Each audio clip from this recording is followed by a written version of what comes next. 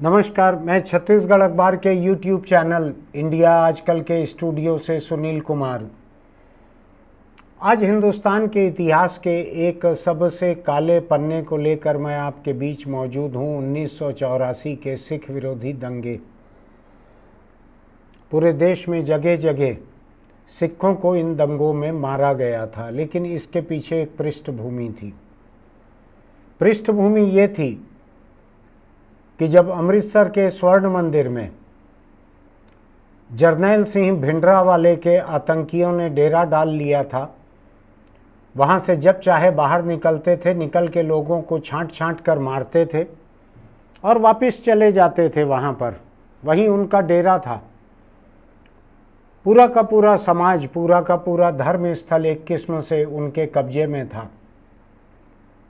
जब मामला बहुत बढ़ गया, जब ये आतंकी हत्याएं बहुत ज़्यादा बढ़ गईं, तो उस वक्त की प्रधानमंत्री इंदिरा गांधी ने एक फौजी कार्रवाई की और फौजी कार्रवाई में स्वर्ण मंदिर के ऊपर ऑपरेशन ब्लू स्टार के नाम से थल सेना के लोगों ने वहां पहुंचकर कार्रवाई की। उस मुठभेड़ में बहुत से आतंकी मारे गए। जगह जगह गोलियां चली दोनों तरफ से। मुझको ध्यान है बहुत अच्छे से, इसलिए ध्यान है कि उसके ठीक पहले 1980 में मैं युद्ध संवाददाता की ट्रेनिंग ले रहा था। उस वक्त इंदौर के पास महू नाम की जगह में फौज का एक ट्रेनिंग सेंटर है, कॉलेज ऑफ कॉम्बैट, जहां अफसरों की ट्रेनिंग होती है। वहां पर 15 दिनों तक हमारी ट्रेनिंग हुई थी और अखबार वाले और टीवी चैनल वाले, दूरदर्शन के ज़्यादा तो नहीं थे, आकाशवाणी, दूरदर्शन, यूएनआई, पीटीआई और कुछ अखबार वाले हम लोग थे उसमें। उस कॉलेज ऑफ कॉम्बैट के उस वक्त के कमांडेंट लेफ्टिनेंट जनरल सुंदर जी थे और सुंदर जी ही ऑपरेशन ब्लू स्टार के इंचार्ज थे, जिसने स्वर्ण मंदिर पर कार्रवाई की थी। सिखों का एक बड़ा समुदाय ऐसा था जो ये मानता था कि स्वर्ण मंदिर पर कोई कार्रवाई नहीं की जानी चाहिए थी। उसको पवित्र धर्म स्थल मानते हैं लोग।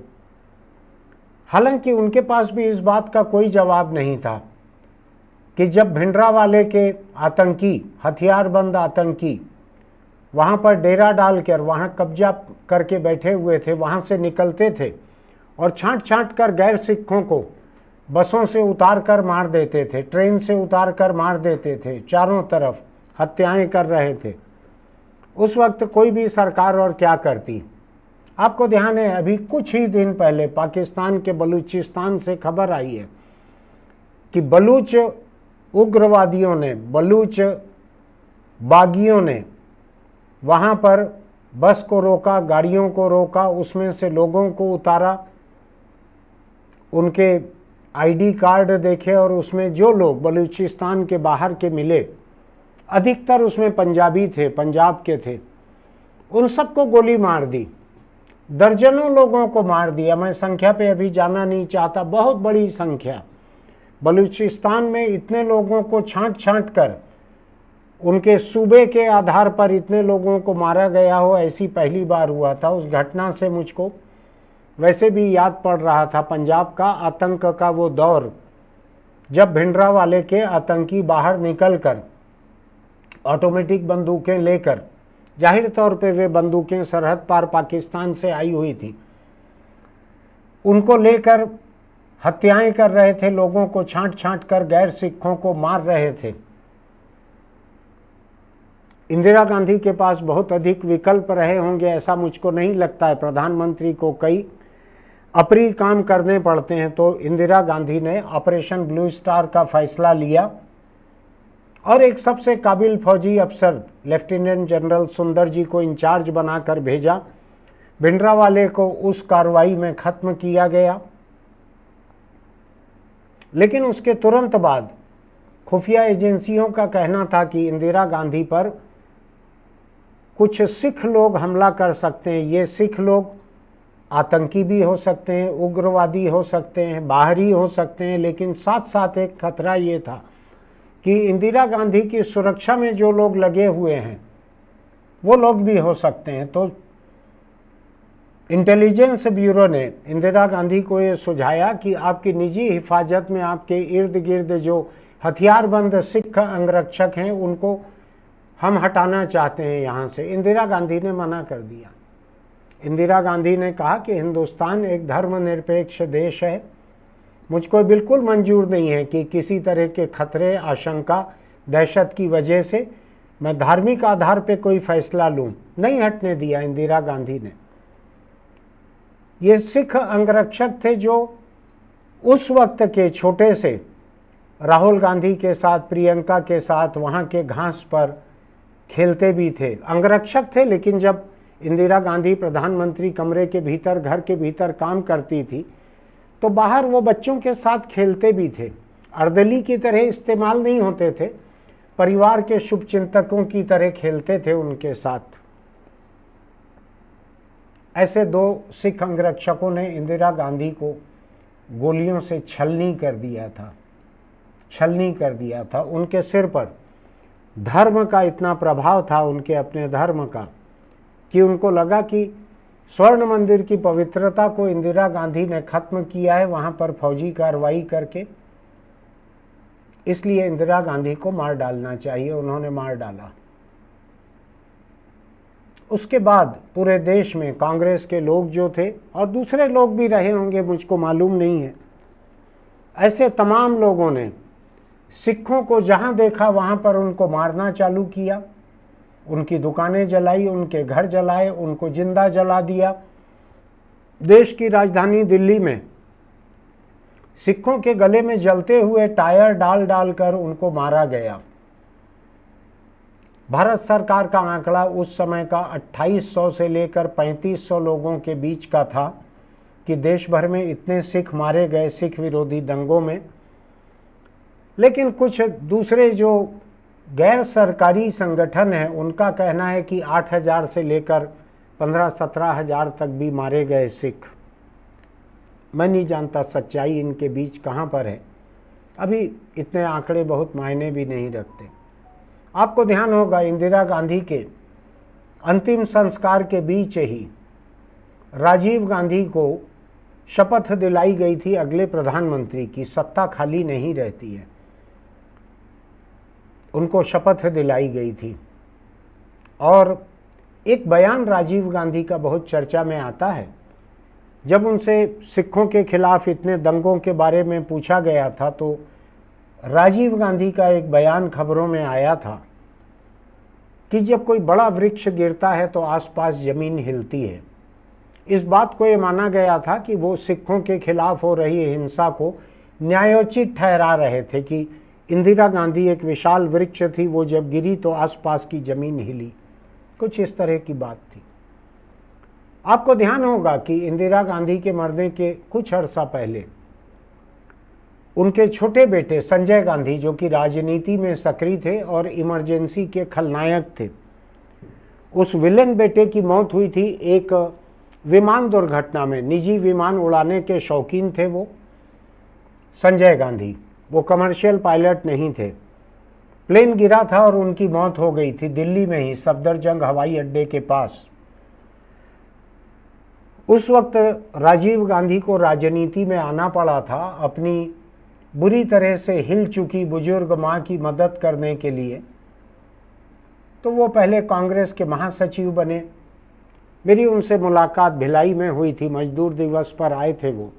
उस वक्त मैंने भिलाई की हवाई पट्टी पर इंटरव्यू किया था राजीव गांधी को। ऐसे राजीव गांधी जब प्रधानमंत्री बने उस वक्त देश जल रहा था, सिख विरोधी दंगे चल रहे थे। हिंदुस्तान के इतिहास का, आज़ाद हिंदुस्तान के इतिहास का एक सबसे काला दौर था वो। ऐसी हिंसा नहीं होनी चाहिए थी, लेकिन एक सिलसिले की कड़ी थी वो।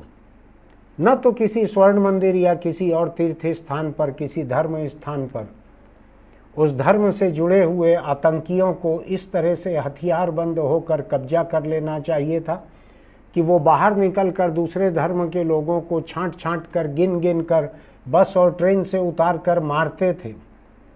ये हिंदुस्तान के धर्मनिरपेक्ष और सर्वधर्म समभाव के ताने बाने के ऊपर बहुत बड़ा हमला था जो भिंडरावाले के आतंकियों ने लंबे समय तक किया था। पंजाब में आतंक का ये दौर बड़ा लंबा चला था। मैं ये नहीं कह सकता कि ऑपरेशन ब्लू स्टार उस वक्त वहां होना चाहिए था कि नहीं होना चाहिए था। उसके पहले भिंडरावाले के आतंकियों ने एक ऐसी नौबत लाकर खड़ी कर दी थी कि सिवाय फौजी कार्रवाई के और कुछ सूझ नहीं सकता था भारत सरकार को। उसके बाद निहायत ही नाजायज तरीके से जिस इंदिरा गांधी ने अपने सिख अंगरक्षकों को हटाने से इनकार कर दिया था, उन्हीं अंगरक्षकों ने जिनके ऊपर रक्षा का जिम्मा था, उन्होंने एक बुजुर्ग महिला की दुबले से बदन को गोलियों से भून डाला था गोलियों से। और उसके बाद जो सिख विरोधी दंगे हुए, ये सब कुछ भी नहीं होना चाहिए था। शुरुआत भिंडरावाले से हुई है, वही नहीं होना चाहिए था। ये पूरा का पूरा दौर जो है सिख पंथ के नाम पर आतंक का, वहां से लेकर तो सिख विरोधी दंगों तक, इनमें से कुछ भी नहीं होना चाहिए था। लेकिन आपको लग रहा होगा कि मैं 1984 और उसके पहले के इस पूरे दौर के बारे में क्यों बात कर रहा हूं। तो बात इसलिए कर रहा हूं कि दिल्ली में सीबीआई की एक अदालत ने 84 से लेकर अभी 2024 चल रहा है, 40 बरस गुजर चुके हैं। 40 बरस बाद कांग्रेस के उस वक्त के एक नेता संजय गांधी के आपातकाल के एक बड़े करीबी नौजवान नेता, उस वक्त नौजवान थे, जगदीश टाइटलर, उनके खिलाफ 40 साल बाद अभी कहा है कि उनके खिलाफ, जगदीश टाइटलर के खिलाफ पर्याप्त सबूत हैं और उनके खिलाफ 13 सितंबर को चार्ज तय किए जाएंगे, आरोप तय किए जाएंगे। जज ने कहा है, राउज एवेन्यू कोर्ट के विशेष न्यायाधीश राकेश सियाल ने कहा है कि टाइटलर के खिलाफ पर्याप्त साक्ष्य हैं। टाइटलर को 13 सितंबर को खुद अदालत में खड़े रहने के लिए कहा है। आपको ध्यान होगा दिल्ली में संजय गांधी के साथ के कम से कम 2 ऐसे नेता हैं, एक सज्जन कुमार नाम के व्यक्ति और एक जगदीश टाइटलर। इनके ऊपर लगातार आरोप लगते रहे। इमरजेंसी के समय से इमरजेंसी ज्यादती के आरोप लगे, बाद में सिख विरोधी दंगों में सिखों को मारने के आरोप लगे, कई तरह के आरोप लगे। 2009 के चुनाव में कांग्रेस ने इनको टिकटें दी थी, क्योंकि तब तक ये बहुत सारे जांच आयोग, बहुत सारी जांच, इन सब में बेकसूर करार दिए गए थे। इनके खिलाफ कोई मामला नहीं बन रहा था, इनके खिलाफ कोई सबूत नहीं थे। लेकिन 2009 में उस वक्त के केंद्रीय मंत्री कांग्रेस के, यूपीए के, चिदम्बरम की प्रेस कॉन्फ्रेंस चल रही थी और उसमें एक सिख पत्रकार ने जूता फेंक कर मारा था चिदम्बरम को। कांग्रेस हिल गई थी उससे और उसने इन 2 लोगों की टिकट रद्द कर दी थी। इनको कैंडिडेट बनाना जो तय किया था उसको रद्द कर दिया था। ये चार्ज है, ये आरोप है टाइटलर के ऊपर कि इन्होंने 1 नवंबर 1984 को गुरुद्वारा पुल बंगश के सामने कार से उतरकर सिखों को मार डालो, उन्होंने हमारी मां को मार डाला है, ऐसा कहते हुए भीड़ को उकसाया था। इसके बाद उस भीड़ ने 3 सिखों की हत्या कर दी थी। ये एक व्यक्ति का एफिडेविट है, इसमें एक व्यक्ति का एफिडेविट। टाइटलर का कहना है कि वो कई जांच में, कई अदालत जांच आयोग से बेकसूर निकल चुके हैं, बेदाग निकल चुके हैं। अब एक व्यक्ति के हलफनामे की बुनियाद पर उनको फिर अदालत में खड़ा किया जा रहा है, ऐसा टाइटलर का कहना है। मैं आपको बतलाऊं, 31 अक्टूबर 1984 तारीखें मुझको दिख रही हैं खबर में, इंदिरा गांधी का कत्ल हुआ, उनको मार डाला उनके अंगरक्षकों ने। उसके शायद 8 दिन पहले वो छत्तीसगढ़ के रायपुर में आई थी। मैं उन दिनों रिपोर्टिंग भी करता था, फोटोग्राफी भी करता था, कैमरे और लेंस बहुत अच्छे लेकर चलता था। मैंने इंदिरा गांधी की इतनी तस्वीरें खींची थी उस दिन, जिस दिन वो यहाँ आई थी। एयरपोर्ट पर खींची थी, रायपुर के गांधी चौक पर स्टेज से वो भाषण दे रही थी। उस वक्त हिंदुस्तान के प्रधानमंत्री की जिंदगी पर कोई खतरा गिना नहीं जाता था, कोई हिफाजत सुरक्षा का ऐसा इंतजाम नहीं था। मैं स्टेज के ऊपर ही गद्दी पर या दरी पर बैठकर उनकी तस्वीरें ले रहा था। जाते जाते एयरपोर्ट पर फिर मैंने उनकी तस्वीरें ली थी बहुत सारी। उस रात के दूरदर्शन के समाचार के टेलीकास्ट में जब इंदिरा गांधी को रायपुर में दिखाया जा रहा था एयरपोर्ट से रवाना होते हुए, तो मैं भी उसमें दिख रहा था, उनकी जीप के साथ दौड़ते हुए और उनकी तस्वीरें लेते हुए। यहाँ से वो उड़ीसा गई थी और दिल्ली गई और उसके बाद उनको मार डाला गया था। बहुत तकलीफ की यादें हैं मेरी। लेकिन मैं आज आपके बीच सिर्फ टाइटलर के बारे में बात करने के लिए खड़ा नहीं हुआ हूं। मैं ये भी सोच रहा हूं कि हिंदुस्तान की जांच की क्या व्यवस्था है, यहाँ अदालतों की क्या व्यवस्था है। अगर हम 84 के दंगों को देखें तो ये तो ठीक है कि 84 के दंगों के बाद राजीव गांधी प्राइम मिनिस्टर बने थे, लेकिन अगर हम उसके बाद देखें तो कांग्रेस छोड़कर जन मोर्चा बनाकर लड़ने वाले वीपी सिंह भी प्राइम मिनिस्टर बने थे।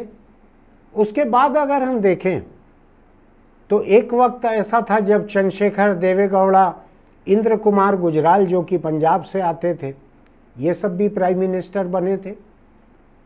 3 नाम तो मुझको जुबानी याद हैं। इसके बाद भाजपा के अटल बिहारी वाजपेयी 2 टर्म बने थे, एक बार शायद 1 साल, एक बार 5 साल, ऐसे 6 साल वो प्राइम मिनिस्टर रहे थे। ये सब 2003 तक खत्म हो गया था, इतने लोगों का प्रधानमंत्री रहना। 2003 के चुनाव में एनडीए चुनाव हारी थी, अटल बिहारी प्रधानमंत्री नहीं रहे थे। लेकिन आप देखिए 1984 लेके 2003 तक कितना 20 बरस हो चुके थे। 2003 तक, इन 20 वर्षों में टाइटलर जो हैं इनका मामला किसी किनारे नहीं पहुंचा था।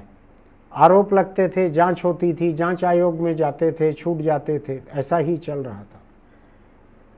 40 बरस बाद ये पहली अदालत में सामना कर रहे हैं मामले का। सीबीआई की कोर्ट जो है निचली अदालत है। इसके बाद जितनी मेरी जानकारी है, इसके बाद अगर इस फैसले से कोई असहमत होंगे तो वो हाई कोर्ट जाएंगे, उससे अगर असहमत होंगे तो शायद सुप्रीम कोर्ट जाएंगे। मुझको एकदम ठीक याद नहीं है, लेकिन शायद ऐसा ही इंतजाम है हिंदुस्तान में। 80 साल के हो चुके हैं टाइटलर, यानी जब ये घटना हुई थी 84 में तो वो 40 बरस के रहे होंगे, आज 80 के हो चुके हैं। अभी सीबीआई कोर्ट में मामला चलेगा, फिर हाई कोर्ट, सुप्रीम कोर्ट में मामला चलेगा। क्या जांच और अदालत का इंतजाम है हमारे यहाँ।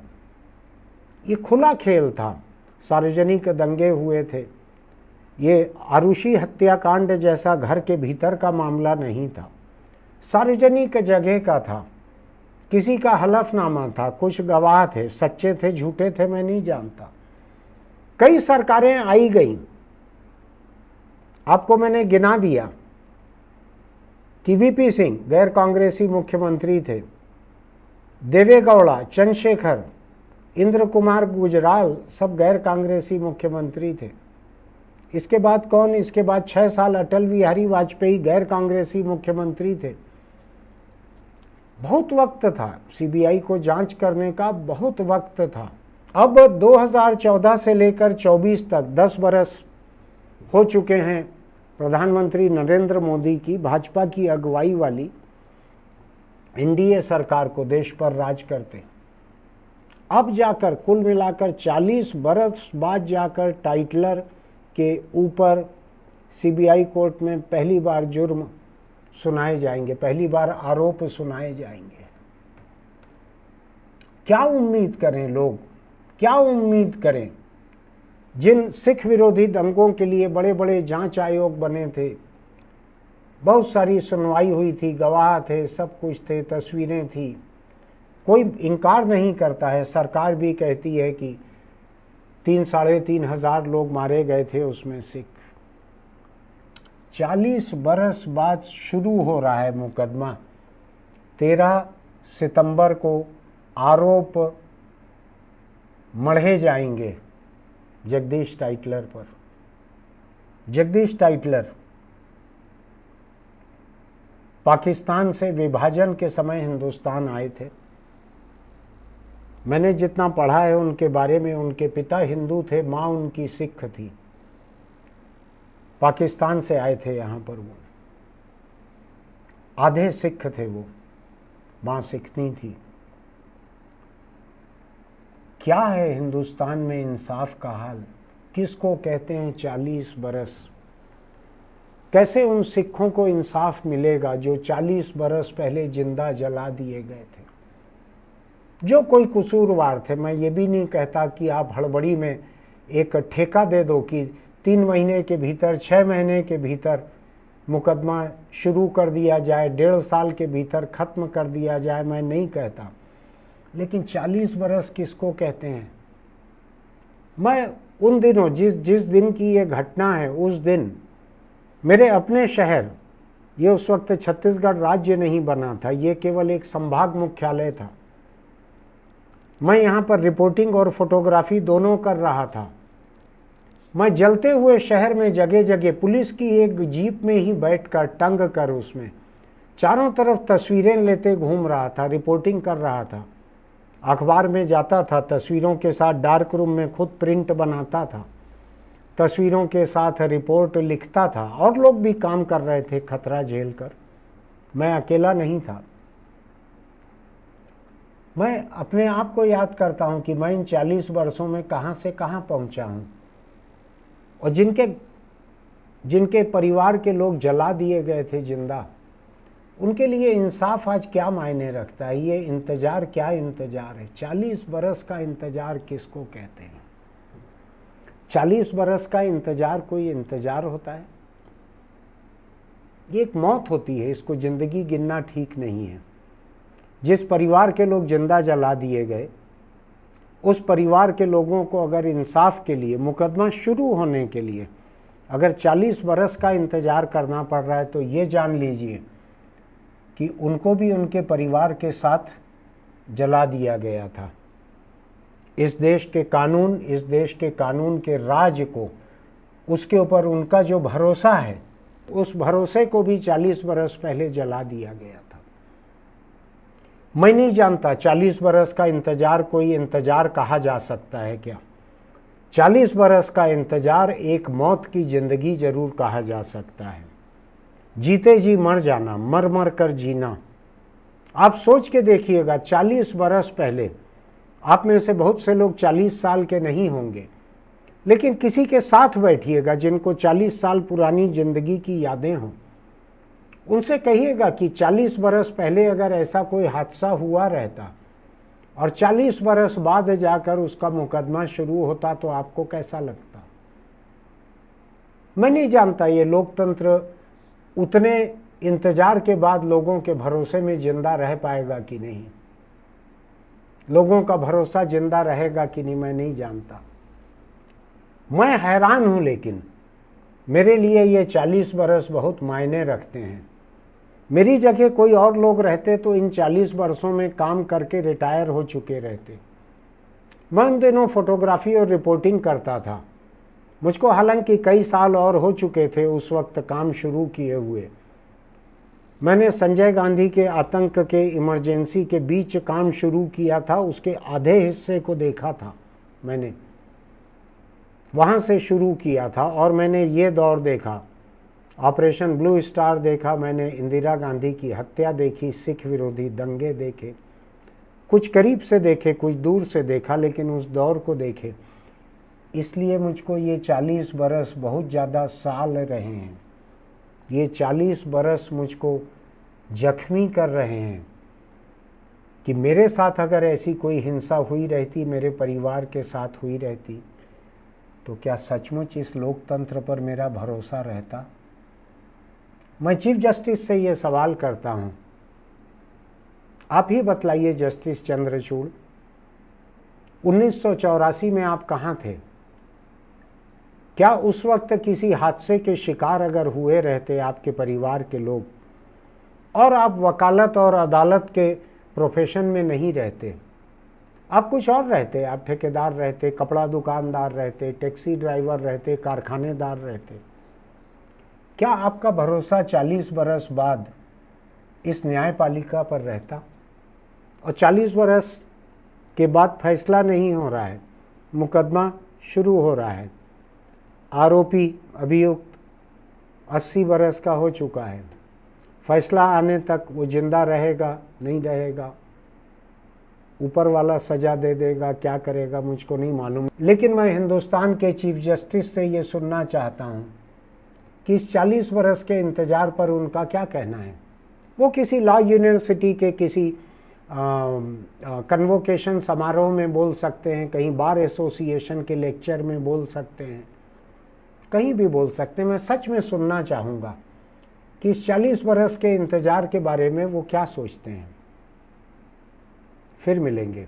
आपको अगर मेरा ये एडिटोरियल अच्छा लगा हो तो हमारे YouTube चैनल इंडिया आजकल को सब्सक्राइब कीजिएगा, नोटिफिकेशन की बटन दबाइएगा, लाइक कीजिएगा, इसका लिंक भेजिएगा दूसरे लोगों को, वो लोग भी सोचें कि ये कैसा लोकतंत्र है, ये कैसी न्यायपालिका है। सोचना चाहिए। कमेंट बॉक्स में आप लिख भी सकते हैं। मैं नफ़रत की बात बिल्कुल भी नहीं कर रहा हूँ। मैं उन लोगों में से नहीं हूँ जो इतिहास को निकाल कर नफ़रत को कुरेदते हैं। मैं उनमें से नहीं हूँ। आपको मालूम है, एक ऐसा जानवर कहा जाता है जो कब्रिस्तानों में घुसता है रात में और वहाँ ज़मीन में छेद करके भीतर जाके कब्र में दफन लाशों को खाता है। उसको कब्र बिज्जू कहते हैं। मैं उनमें से नहीं हूँ। मैं इतिहास को लेकर नफ़रत नहीं फैलाता हूँ। मैं इतिहास के सबक से आज को सुधारने की कोशिश करता हूँ। मेरा सवाल हिंदुस्तान के चीफ जस्टिस से इतिहास को गिनाते हुए आज का सवाल है कि क्या करना चाहिए हमको आज। सोच के देखिएगा। चलते चलते छोटी सी बात, अगर कभी आपके सामने हिंसा होती है किसी सार्वजनिक जगह पर, तो ये जान लीजिए कि आपकी जिम्मेदारी उसको रोकने की है, टोकने की है और लोगों को इकट्ठा करके उसको रोकिए। ये जो 1984 के दंगों में हुआ था, मैं आपको बतलाता हूँ, मेरे अपने शहर में बहुत से ऐसे लोग थे जिन्होंने अड़ोस पड़ोस के सिख परिवारों को उठाकर ज़बरदस्ती अपने घर लेकर वहाँ रख लिया। उनको कुछ नहीं होने दिया, उनको हाथ नहीं लगने दिया, आँच नहीं आने दिए। हिंदू परिवार थे सारे, इसलिए कि सिख और हिंदू दोनों हैं तो हिंदुस्तानी, तमाम धर्मों के लोग हिंदुस्तानी हैं। ऐसी मिसालें कम नहीं हैं। अलग अलग कई सांप्रदायिक दंगों में कई धर्मों के लोगों ने एक दूसरे को बचाया है। आपके इर्द गिर्द जब कोई नफ़रत की बात फैलाए, आपके इर्द गिर्द जो नफ़रत की मिसालें दें, मुझको लगता है कि एक जिम्मेदार हिंदुस्तानी, एक अच्छे इंसान होने के नाते आपके पास अच्छी मिसालें भी रहनी चाहिए। चुप मत रहिए, हाँ में हाँ मत मिलाइए, अच्छी मिसालें ढूंढ के रखिए। और जब कहीं ऐसी हिंसक बातें हों, नफ़रत की बातें हों, कुछ अच्छी मिसालें भी लोगों के सामने रखिए। हिंदुस्तान में संस्कृत में कहा गया है, मौनः सम्मति लक्षणम। मौन जो है सहमति का सबूत होता है। इसलिए मौन मत रहिए। कहीं गलत बात चल रही है, नफ़रत की बात चल रही है, चुप मत रहिए। फिर मिलेंगे।